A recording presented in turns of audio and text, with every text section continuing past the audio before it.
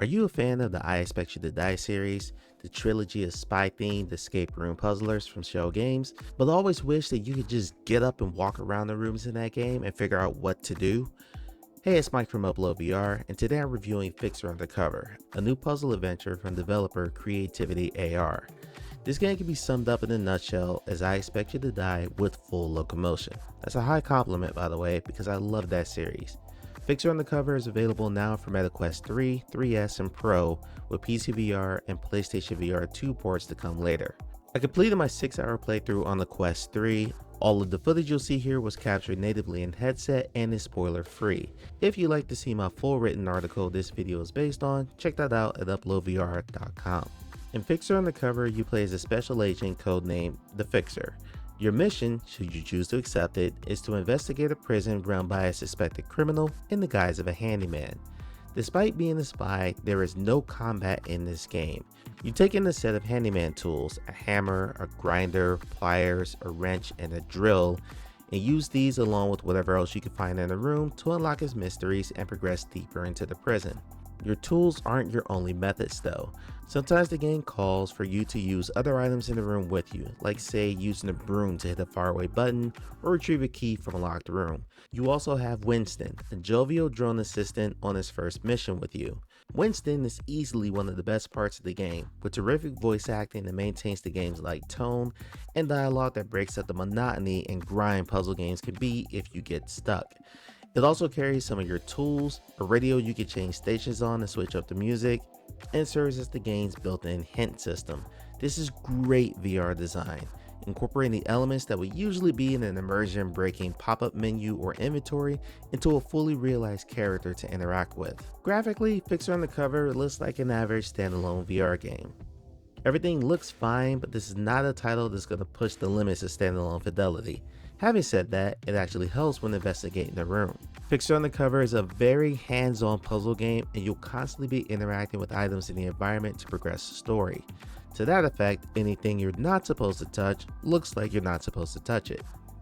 Places where you use your tools are clearly marked yellow, and stuff you're not supposed to touch is visibly blurrier than usual, almost like a sign saying, "Don't touch me." The game is free of any major bugs or performance issues. There were a few hitches during the loading of a new scene, but again, I feel like there's a smart design choice here. Whenever a new scene loads, you're frozen in place while Fixer and Winston have a brief, usually 30 seconds or less, exchange of dialogue.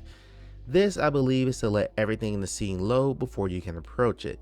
The only major bug I noticed was when I replayed the first room in the game because my recording was corrupted. At this point, I already knew how to solve it and I basically speed ran it, which led to one of Winston's lines getting stuck on the loop. Occasionally, because I move around during dialogue exchanges, a line of dialogue would cut into another one already being spoken. I wouldn't really call that a bug so much as a word of caution to just let the dialogue in the game play out. The story is decent, though fairly predictable. It's told in media res, meaning that what you play out in the game has already happened. Between chapters, the game cuts to the present day where Winston is serving the Fixer breakfast and the two are chatting about the completed mission. Personally, this is not my favorite storytelling method because it removes any sense of peril in the game, since you know both characters make it out okay. I didn't really bump into that here because the joy of Fixer Undercover is in the gameplay itself, and Creativity AR absolutely nails that, pun fully intended. The biggest negative here, and this will come down to your tolerance for it, is jank. One of the unintended consequences of a VR game being this hands-on is that you'll often go to pick up one thing and grab another. Your hands get stuck in drawers and doors and contort at awkward angles. Sometimes the physics of bigger items will get a little spotty. In short, there's a lot of grab jank in this game. If you played a lot of physics-based games in VR, this shouldn't be anything new to you, but it's the one major flaw in the otherwise stellar VR experience. And the game is stellar overall. VR traditionally has done puzzle games very well, and Fixer Undercover is a worthy addition to any puzzle lover's library. UploadVR gives Fixer Undercover 4 out of 5 stars. If you enjoyed this video review, let us know with a like, comment below on your thoughts on Fixer Undercover, and be sure to subscribe to this channel for more VR reviews and podcasts. And always, you can get the latest in VR gaming, news, and opinions at UploadVR.com.